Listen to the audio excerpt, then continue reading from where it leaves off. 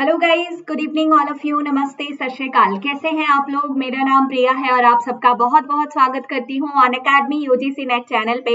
एक बार फिर से एक नया सेशन लेके मैं आप सबके सामने हाजिर हूँ। और कल हमने स्टार्ट किया था डिफरेंट टाइप्स ऑफ गुड्स के बारे में जानने की। जैसा कि आप सभी कंफ्यूज होते हैं टाइप्स ऑफ गुड्स को लेके, और आपके एग्जाम में भी 2 क्वेश्चंस मिनिमम इस पर्टिकुलर टॉपिक से आते हैं, टाइप्स ऑफ गुड्स से रिलेटेड क्वेश्चंस आते हैं। ठीक है, सो दैट इज वाई मैंने सोचा कि सारे डिफरेंट टाइप्स ऑफ गुड्स अगर एक वीडियो में आपके लिए हो जाए तो ये बेहतर रहेगा। तो कल हम कुछ टाइप्स ऑफ गुड्स हमने देखे थे, जैसे हमने गिफन गुड्स के बारे में बात किया था, कॉम्प्लीमेंट्री गुड्स हमने पढ़ा था, विबलिन गुड्स क्या होते हैं ये हमने बताया था। साथ ही आज के वीडियो में इसके आगे जो हमारे बच गए थे वो सारी चीजें हम कंप्लीट कर लेंगे। तो आज का पार्ट 2 जो है डिफरेंट टाइप्स ऑफ गुड्स का, वो मैं आप लोगों को करवाने वाली हूँ। स्टार्ट करने से पहले मैं आप लोगों को ये बोलना चाहूंगी कि लिंक को एक बार शेयर कर दीजिए सारे फ्रेंड्स के साथ, ताकि ज्यादातर स्टूडेंट्स हमारे साथ लाइव जुड़ सके। ठीक है गाइस, सो ये जो लिंक आप देख रहे हैं ये मेरे प्रोफाइल की लिंक है, अनअकैडमी प्रोफाइल की। इस लिंक को क्या करना है, आपको इस लिंक को फॉलो कर लेना है। फॉलो करने से जो भी क्लासेस शाम को 6 बजे मैं आपके लिए लगाती हूँ, उनकी डिटेल्स और उनकी नोटिफिकेशन आपको मिल जाएगी। ठीक है गाइस, साथ ही कई सारे लर्नर्स मेरे नए कोर्सेज का इंतजार कर रहे थे, तो गाइस आपका इंतजार यहाँ पे खत्म हो गया। आज है 10th ऑफ नवंबर और आज से ही मेरे प्लस के कोर्सेज स्टार्ट हो रहे हैं आप लोगों के लिए। तो जल्दी से ज्वाइन कर लीजिए इन कोर्सेज को। दोपहर 12:30 बजे मैं आपसे लाइव मिलने वाली हूँ अनअकैडमी प्लस पे। ठीक है, सो आज तो हो ही चुका है ऑलरेडी इसका क्लास, और कल भी होने वाला है। तो इससे पहले ज्यादा लेट हो जाए और हम ज्यादा आगे बढ़ जाएं, जल्दी से कोर्सेज को ज्वाइन कर लीजिए। ठीक है गाइस, बाकी इसके अलावा अगर किसी भी गवर्नमेंट एग्जाम की आप तैयारी कर रहे हैं, जैसे यूपीएससी, कोई भी state public service commission exam, bank exams, railway, NTA, UGC net, SSC, CA वगैरह, तो आप लोग तभी भी प्लस को ज्वाइन कर सकते हैं। ठीक है गाइस, प्लस पे आपको क्या क्या बेनिफिट्स होती हैं ये भी मैं आपको बता देती हूँ। डेली बेसिस पे लाइव क्लासेस आपके लिए होते हैं, साथ ही स्ट्रक्चर्ड कोर्सेज आपके लिए होते हैं, both in Hindi and English as well. इसके अलावा लाइव टेस्ट और क्विजेस भी कंडक्ट करवाए जाते हैं ताकि आप अपने परफॉर्मेंस को एनालाइज कर सके। साथ ही अनलिमिटेड एक्सेस भी आपको मिलता है। एक बार अगर आप सब्सक्रिप्शन कर लेते हैं तो उसके बाद कोई भी क्लास आप अपने टाइम के हिसाब से, अपने कन्वीनियंस के हिसाब से देख सकते हैं। ठीक है गाइज, सो एक चीज मैं आपको बता दूं, सारे के सारे पीडीएफ भी आप लोग डाउनलोड कर सकते हैं। जो भी एजुकेटर्स पढ़ा के पीडीएफ वहां पे डालते हैं सब आप लोग डाउनलोड कर सकते हैं। ठीक है, लिटरली स्पीकिंग 10 to 20,000 कई सारे स्टूडेंट सिर्फ मॉक टेस्ट देने में खर्चा करते हैं, और 10,395 में यहाँ पे पेपर 1, पेपर 2, और वो भी इतने सारे एजुकेटर्स के साथ हिंदी इंग्लिश में अनलिमिटेड एक्सेस के साथ आपको मिल रहा है। तो मुझे नहीं लगता इससे बेहतर आपके लिए कुछ हो सकता है जो आप घर पे बैठ के सेफली प्रिपरेशन कर सके और एग्जाम क्वालिफाई कर सके। ठीक है गाइस, 14,000 से भी ज्यादा एजुकेटर्स आपको यहाँ पे असिस्ट कर रहे होते हैं, जो आपको मेंटर करते हैं, गाइड करते हैं, आपको सही रास्ता दिखाते हैं। ठीक है, सो दैट इज वाई आप अनअकैडमी को ज्वाइन कर सकते हैं। यहाँ पे मैंने 6 मंथ्स की सारे एग्जाम की लगभग कोर्स फी लिखी है, यूजीसी नेट की भी है, यूपीएससी वगैरह, बैंकिंग, एसएससी वगैरह की भी है। जिस भी एग्जाम की आप तैयारी कर रहे हैं उसके लिए आप मेरा रेफरल कोड इस्तेमाल कर सकते हैं, प्रिया 11। ये रेफरल कोड गाइस आपको कैपिटल्स में प्रिया लिखना है और फिर 11 लिखना है। इस रेफरल कोड को किसी भी एग्जाम की तैयारी के लिए अगर आप इस्तेमाल करते हैं तो आपको 10% का डिस्काउंट हर एक एग्जाम के प्रिपरेशन के लिए मिलने वाला है। बाकी सारी इंफॉर्मेशन अगर आपको चाहिए तो अनअकैडमी लर्निंग ऐप को प्ले स्टोर से डाउनलोड कर लीजिएगा, सारी इंफॉर्मेशन वहां से मिल जाएगी। और अदरवाइज लैपटॉप पे unacademy.com खोल के आप सारी इंफॉर्मेशन देख सकते हैं। ठीक है, सो अगर आपको सारे एक्सेस चाहिए, अगर आपका टारगेट है कि मुझे भी नेक्स्ट ईयर एग्जाम क्लियर करना है, तो जल्दी से ज्वाइन कीजिए और एनरोल कर लीजिए अपने आप को। साथ ही यहाँ पे जब आप कोर्सेज ले रहे होंगे तो आपसे एक और चीज पूछी जाएगी कि कितने महीने के लिए आप ये सब्सक्रिप्शन प्लान लेना चाहते हैं। यहाँ पे सारे ऑप्शंस आपकी सुविधा के लिए अवेलेबल है, 1 महीने की, 2 महीने की, हर एक ऑप्शन अवेलेबल है। तो यहाँ पे 12 मंथ्स का सबसे बेस्ट रहता है। क्यों? बिकॉज यहाँ पे सेविंग्स भी होती है आपकी, साथ में नो कॉस्ट ईएमआई ऑप्शन भी अवेलेबल है, और लगभग 12 मंथ्स में आपका सिलेबस का काफी सारा पोर्शन कंप्लीट हो जाता है और साथ ही साथ आपके पास बहुत सारा कंटेंट कलेक्ट हो जाता है, ठीक है। तो उसके बाद आप अपनी तैयारी घर पे बैठ के कुछ महीने भी आराम से कर सकते हैं, सेल्फ स्टडी कर सकते हैं, ठीक है गाइस। तो बेहतर है। साथ ही जो मैंने रेफरल कोड आपको बताया है वो ये जो आपको गिफ्ट आइकन जैसा दिख रहा है, यहाँ पे आपको डालना होता है। यहाँ पे पूछा है हैव अ रेफरल कोड, यहाँ पे आप लिख दीजिए प्रिया 11। जैसे ही आप ये कोड डालते हैं, जितना भी आपका अमाउंट है कोर्स फी का, उसमें से आपको 10% डिस्काउंट सारे कोर्सेज पे मिल जाएगा, ठीक है गाइस। तो जल्दी से ज्वाइन कर लीजिए कोर्सेज को, क्योंकि ऑलरेडी क्लास आज से शुरू हो चुकी है, ठीक है। बात कर लेते हैं टाइप्स ऑफ गुड्स के बारे में। हमने कल भी पढ़ा था कॉम्प्लीमेंट्री गुड्स, मैंने आपको बताया था। अगर आप में से कोई ऐसा स्टूडेंट है जिसने कल वाली क्लास नहीं अटेंड की, तो प्लीज आप प्ले स्टोर में जाके कल वाली क्लास देख लीजिए, है ना। ज्यादा लंबी क्लास नहीं ले रही हूँ, छोटे छोटे से टॉपिक्स ले रही हूँ, ताकि आप लोगों के लिए जो है सुविधा रहे, आप लोग चीजों को मिक्सअप ना करें और सारी चीजें क्लियरली आपको समझ में आए, ठीक है।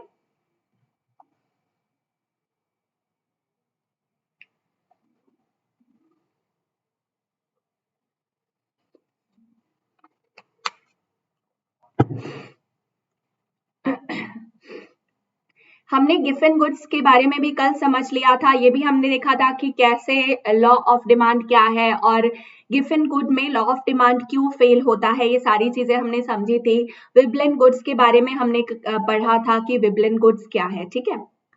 नाउ आज के सेशन में हम बात करेंगे सब्स्टिट्यूट गुड्स के बारे में कि सब्स्टिट्यूट गुड्स क्या होते हैं, ठीक है।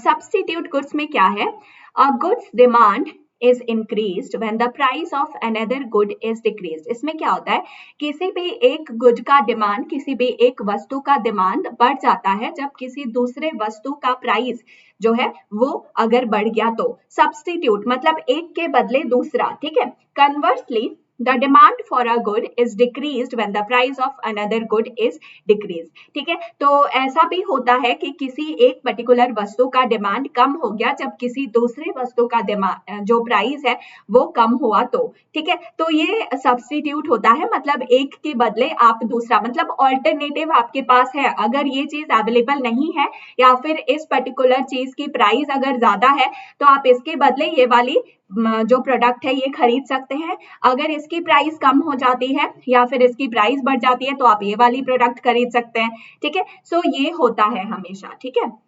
That is people search for cheaper alternatives. लोग, हम ह्यूमंस, हमेशा हमारा नेचर होता है कि हम जो है ऐसी वस्तुएं जो सस्ती होती हैं, जिनका दाम कम होता है, चाहे 2 रुपए ही कम क्यों ना हो, हम वो चीजें ज्यादा प्रेफर करते हैं, ठीक है। These goods are in complete contrast with the complementary goods, given goods and Veblen goods. जो सब्स्टिट्यूट गुड्स होते हैं वो totally given goods, complement goods and Veblen goods से बिल्कुल कंट्रास्टिंग होते हैं नेचर में, ठीक है।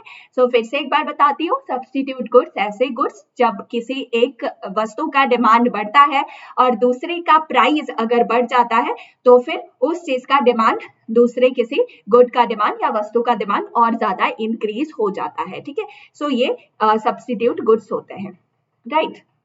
अब ये जो सब्स्टिट्यूट गुड्स होते हैं, इनके क्या क्या कैरेक्टरिस्टिक्स होते हैं ये भी हम देख लेते हैं, ठीक है। सो ये जो सब्स्टिट्यूट होते हैं, गुड्स होते हैं, इनमें हमेशा कंपटीशन का कॉन्सेप्ट चलता रहता है। इनमें हमेशा कंपटीशन जो है वो एक दूसरे के साथ चलता रहता है। क्यों? बिकॉज एक प्रोडक्ट दूसरे प्रोडक्ट का ऑल्टरनेटिव है। जब इसका प्राइस बढ़ेगा तो इसका डिमांड जो है ज्यादा हो जाएगा, जब इसका प्राइस कम हो जाएगा तो इसका डिमांड कम होके इसका डिमांड ज्यादा हो जाएगा, ठीक है। तो हमेशा इसमें कंपटीशन की भावना चलती रहती है, हमेशा ये देखने को हमें मिलता है, ठीक है। So they can serve the same purpose और यूज, ठीक है। तो जो सब्स्टिट्यूट गुड्स होते हैं वो हमें सेम पर्पस या सेम यूज के लिए हम इस्तेमाल करते हैं। जैसे मैंने आपको बताया, ऑल्टरनेट, किसी एक चीज का जो है आपके पास उसका दूसरा ऑल्टरनेट अवेलेबल है, तो आप उसके बदले वो इस्तेमाल कर सकते हो, ठीक है। These goods provide needs in many ways to the consumers। ये जो सब्स्टिट्यूट गुड्स होते हैं ये कंज्यूमर्स को कई सारे तरीकों में जरूरत जो है वो प्रोवाइड करते हैं, ठीक है। I hope you are getting right. Now they provide freedom to choose and purchase goods to supply at reasonable price, ठीक है। ये जो सब्स्टिट्यूट गुड्स होते हैं ये कंज्यूमर को फ्रीडम प्रोवाइड करते हैं कि वो चॉइस अपने हिसाब से कर सके और साथ ही ऐसे वस्तुओं को जो है प्रेशर फील करवाते हैं जिनकी सप्लाई रीजनेबल प्राइस पे हो रही हो। ठीक है, the increased demand for one of that particular good will subsequently cause a decrease in the demand for the other। जैसे मैंने आपको बताया कि किसी भी एक गुड मान लीजिए ये दो कोई वस्तु है जिसका ऑल्टरनेट आप इस्तेमाल कर सकते हैं। ठीक है, जैसे मान लीजिए मसाला ओट्स हो गया और आपका एक और ऐसे नॉर्मल ओट्स हो गया। ठीक है ना, मसाला ओट्स हो गया और नॉर्मल ओट्स हो गया। ठीक है, तो मान लीजिए मसाला ओट्स का डिमांड बहुत ज्यादा है। ठीक है, मान लीजिए मसाला ओट्स का डिमांड बहुत ज्यादा है, तो इसकी वजह से जो ये ओट्स है ये ज्यादातर लोग जो है नहीं खरीद रहे, मसाला ओट्स खरीद रहे। तो नॉर्मल ओट्स जो होते हैं उनकी प्राइस अगर डिक्रीज कर दी जाए, अगर इनकी प्राइस बहुत ज्यादा कम कर दी जाए और उनके कंपैरिजन में मसाला ओट्स का प्राइस ज्यादा हो, तो फिर क्या होगा, नॉर्मल ओट्स का ज्यादा डिमांड होने लगेगा और मसाला ओट्स का डिमांड कम हो जाएगा। क्यों, ये ऑल्टरनेट है। हम मसाला ओट्स की जगह अगर ओट्स भी खरीदते हैं तो उसको हम घर पे मसाला ओट्स बना सकते हैं, है ना। इस तरह से आप कुछ भी एग्जाम्पल कंपेयर कर सकते हैं। अभी मेरे दिमाग में जो आया वो मैंने आपको बता दिया।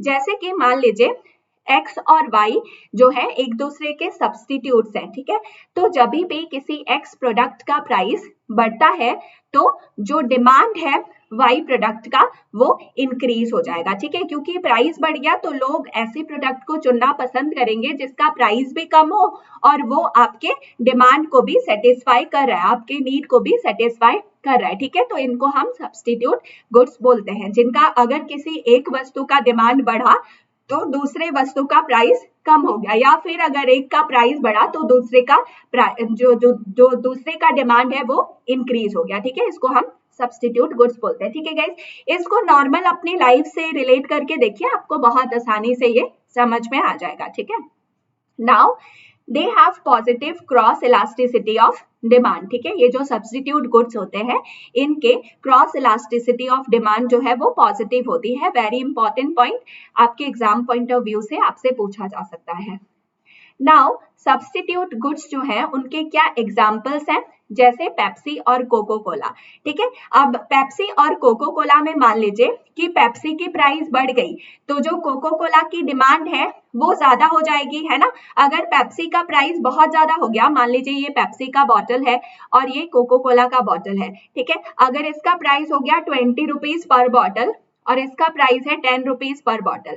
ठीक है, तो आप क्या खरीदना पसंद करोगे, पेप्सी खरीदोगे या कोको कोला? आप कोको कोला खरीदोगे। क्यों? बिकॉज दोनों एक दूसरे के सब्स्टिट्यूट्स हैं। आप पेप्सी की जगह कोको कोला भी यूज कर सकते हो, कोको कोला की जगह पेप्सी भी यूज कर सकते हो। ठीक है, जैसे कॉफी हो गया, टी हो गया, अगर कॉफी का ज्यादा प्राइस हो गया तो आप कॉफी की जगह चाय पीना शुरू कर दोगे ज्यादा, है ना। अगर चाय की प्राइस बहुत ज्यादा बढ़ जाती है तो आप क्या करोगे, आप कॉफी खरीदोगे और कॉफी कंज्यूम करना स्टार्ट कर दोगे। ठीक है, that is the very nature of the human being. हमें सस्ती चीजें ज्यादा अच्छी लगती हैं, चाहे 2 रुपए का ही हमें क्यों ना प्रॉफिट हो। हम सोचते हैं कि चलो कम से कम ये सस्ता है तो इसके बदले हम ये भी पी सकते हैं, है ना। कॉफी के बदले टी भी पी सकते हैं, टी के बदले कॉफी भी पी सकते हैं। ठीक है guys, now let us talk about inferior goods. ठीक है, N inferior good means an increase in income causes a fall in demand।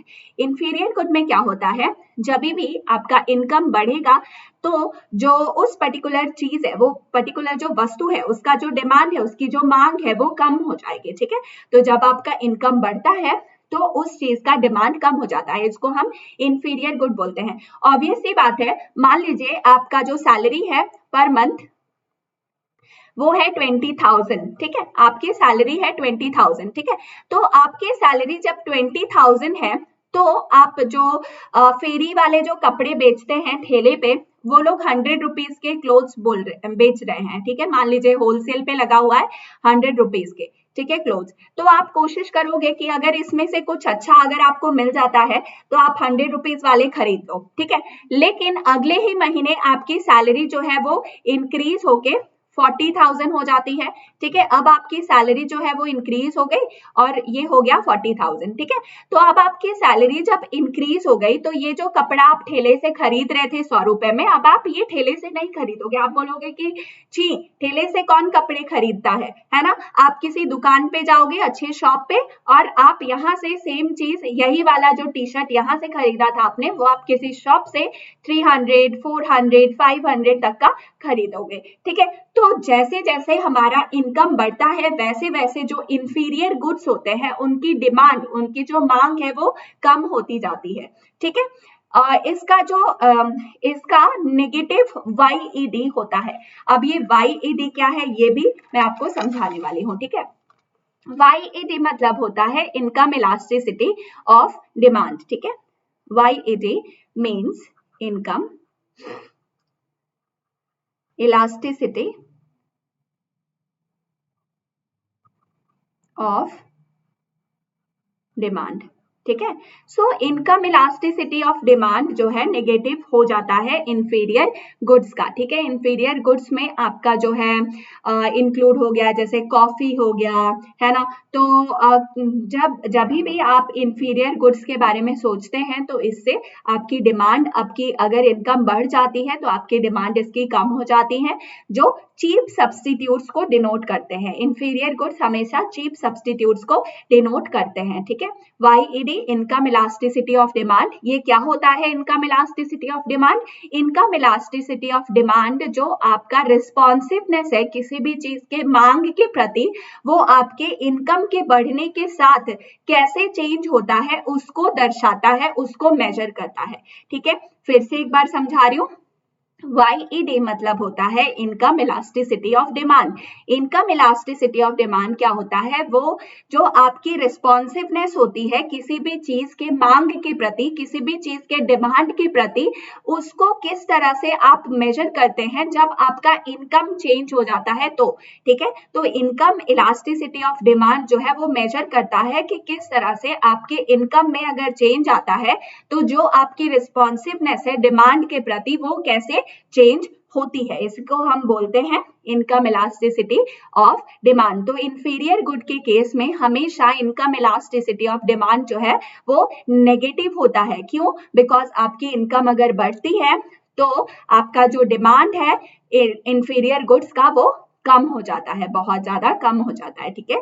इसीलिए नेगेटिव हो जाता है ये income elasticity of demand. I hope you are getting. बहुत important point है guys, ये नेगेटिव आपसे पूछा जा सकता है कि इंफीरियर गुड्स के केस में income elasticity of demand positive होता है, नेगेटिव होता है ना, या फिर कैसा इफेक्ट उसका होता है, जीरो होता है ना। तो आपसे इस तरह के क्वेश्चंस पूछे जा सकते हैं। नॉर्मल गुड्स की बात करें तो normal goods means an increase in the income causes an increase in the demand, ठीक है। नॉर्मल गुड्स में क्या होता है, अगर आपका इनकम जो है बढ़ता है तो नॉर्मल गुड्स की डिमांड भी आपकी जो है वो इंक्रीज हो जाती है। इंफीरियर गुड्स की डिमांड कम हो जाती है, लेकिन जो गुड्स नॉर्मल है उनकी डिमांड आपकी बढ़ जाती है, इंक्रीज हो जाती है। क्यों? बिकॉज आपकी इनकम बढ़ गई है तो आप ज्यादा पैसे खर्च कर सकते हैं अपने जो रिक्वायरमेंट्स है उसके अकॉर्डिंग, ठीक है।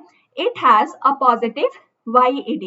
नॉर्मल गुड्स के केस में जो इनकम इलास्टिसिटी ऑफ डिमांड है वो पॉजिटिव होता है, ठीक है। नॉर्मल गुड्स के केस में चॉकलेट्स आ सकते हैं, राइस आ सकता है, ठीक है। Here you have to note a point that normal good can be income elastic और income inelastic. Normal goods के केस में इनकम इलास्टिक भी हो सकता है और इनकम इन इलास्टिक भी हो सकता है, ठीक है। So you have to note this particular point. But ये चीज आपको याद रखना है कि नॉर्मल गुड्स के केस में इनकम इलास्टिसिटी ऑफ डिमांड जो है वो पॉजिटिव होता है, लेकिन इंफीरियर गुड्स के केस में इनकम इलास्टिसिटी ऑफ डिमांड जो है वो नेगेटिव होता है, ठीक है गाइस। तो ये सारे आपके नॉर्मल गुड्स हो गए। नाउ बात कर लेते हैं लग्जरी गुड्स के बारे में।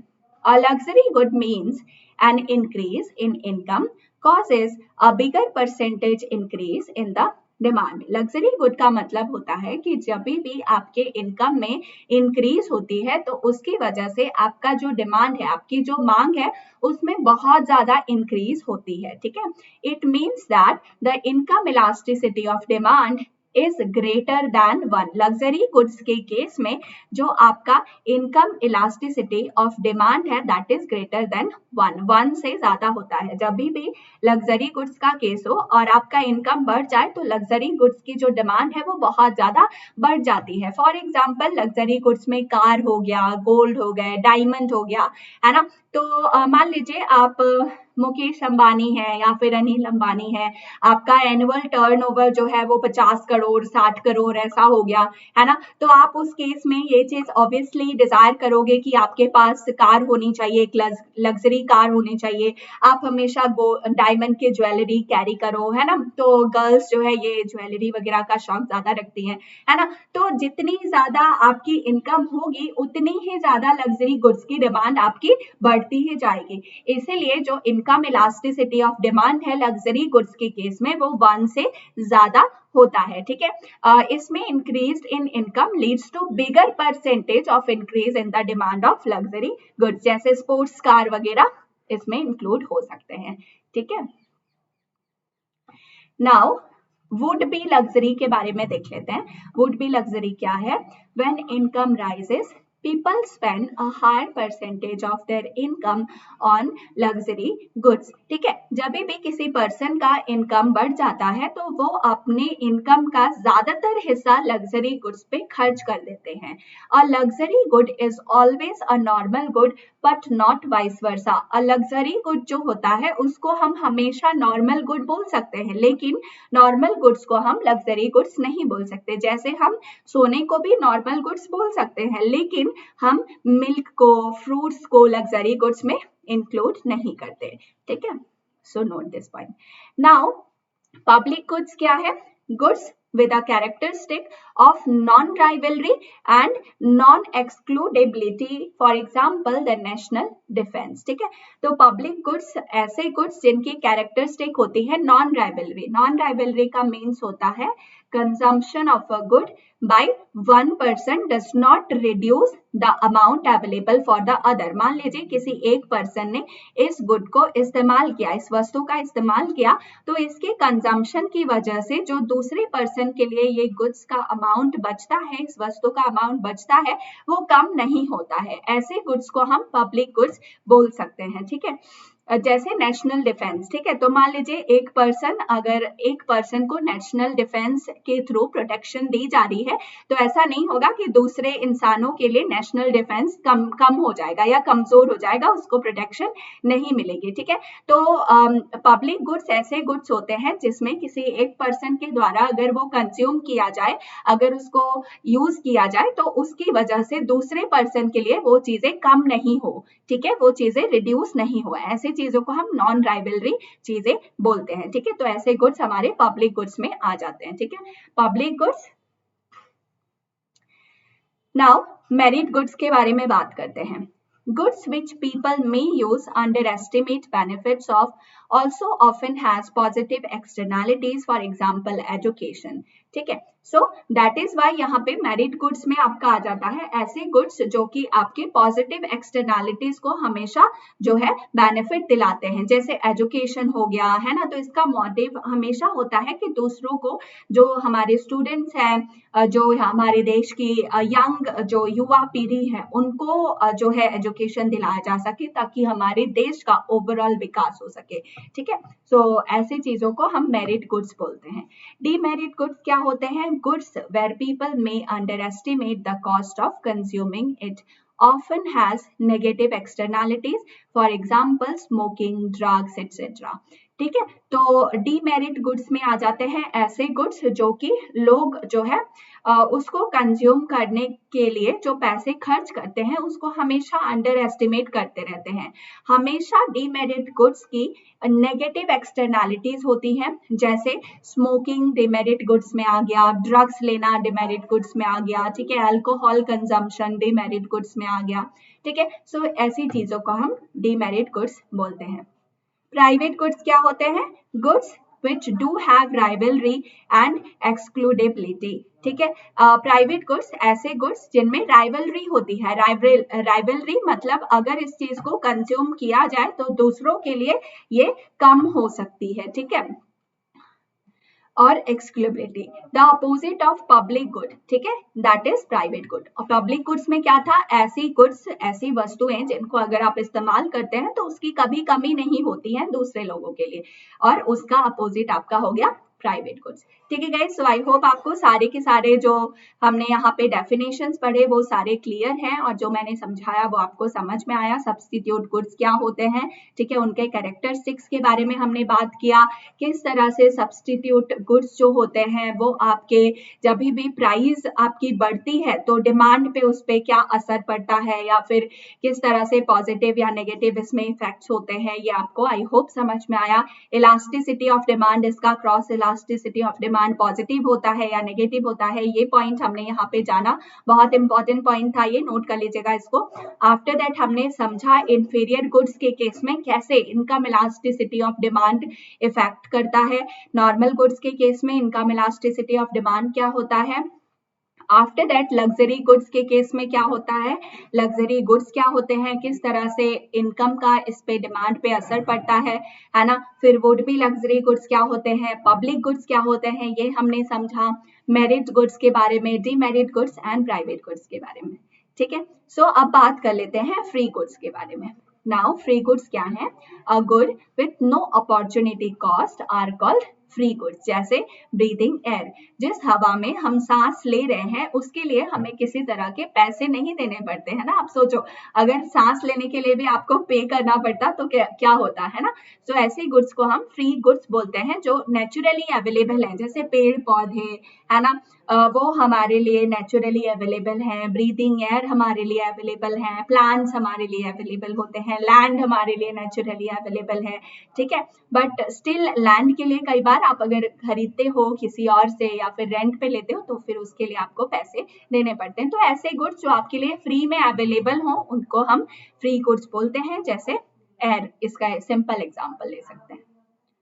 Okay guys, so I hope आज का क्लास आपको अच्छा लगा, सारी चीजें आपको क्लियर हो गई, डिफरेंस पता चल गया सारे डिफरेंट टाइप ऑफ गुड्स के बारे में, है ना, इनकम इलास्टिसिटी ऑफ डिमांड, इस सब के बारे में भी पता चल गया कैसे ये इफेक्ट करता है। इसको नोट करके रखिएगा, एग्जाम पॉइंट ऑफ व्यू से बहुत इंपॉर्टेंट है। ठीक है, जाने से पहले मैं आपको ये बता देती हूँ कि ये जो लिंक है ये अनअकैडमी आईडी की मेरी लिंक है। ठीक है, इस लिंक को ओपन करके आपको मुझे फॉलो करना है। फॉलो करने से क्या होगा, 6 PM को आपके लिए जो क्लास में लगाती हूँ उसकी नोटिफिकेशन आप लोगों को मिल जाएगी। ठीक है, so that is why it is important कि आप उस पर्टिकुलर आईडी को फॉलो कर लें।